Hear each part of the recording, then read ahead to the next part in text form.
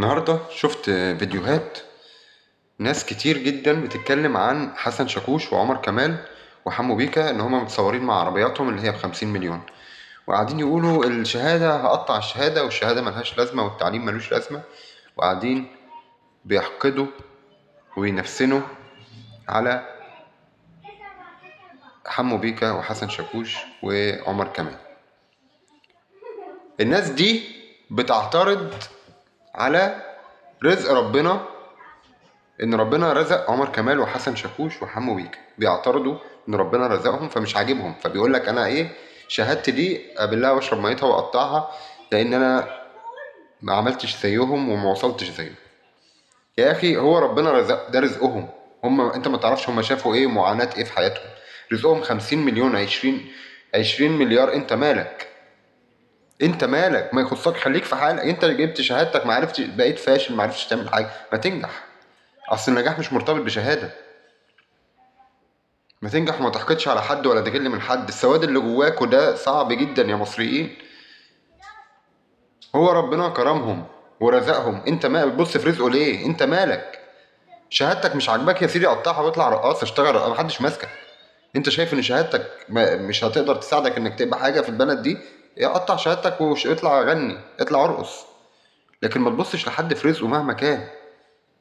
انت ما تعرفش هو عانى ازاي ولا وصل ازاي، وما تعرفش اصلا ربنا بيبتليه. ممكن يكون ده ابتلاء، مش معنى ان رزق ممكن يكون ابتلاء. ممكن ربنا يكون رزقه بالمبالغ الضخمه دي على اساس ان ربنا يختبره. ممكن يكون اختبار من ربنا، هتعمل بيها ايه؟ انت مش قد الاختبار، عشان كده ربنا ما رزقكش. لكن انت ليك رزقك برضو، انت بشهادتك دي ليك رزقك، بس انت ما سعيتش. اسعى واشتغل واجتهد، ما نفعتش في بلدك اشتغل في بلد تاني. لكن ما تبصش لرزق حد اللي ربنا كاتبه له وربنا قاسمه له. قول اللهم بارك. انت شايفه جاهل، ممكن يكون احسن منك عند ربنا، ممكن يكون بيعمل خير وانت اللي فاشل. اتقوا ربنا يا مصريين، اتقوا ربنا ونبطل نبص لبعض في رزق بعض.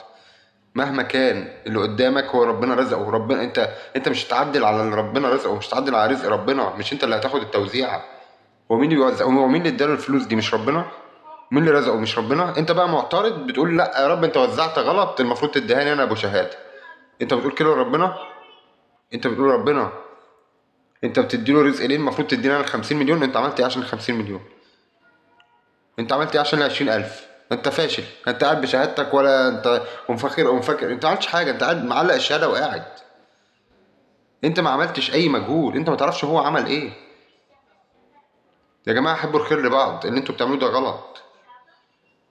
الحقد والسواد والنفوس المنفسنه. 50 فيديو النهارده، 50 فيديو على التيك توك قاعدين بيتكلموا عن ازاي يا رب ترزقهم وترزقهم الرزق ده كله 50 مليون، واحنا ما بشهادتنا مش عارفين نعمل. انت اللي فاشل مش عارف تعمل حاجه. ايه ده؟ انا مش عارف انا مستحملكوا ازاي والله يا مصريين.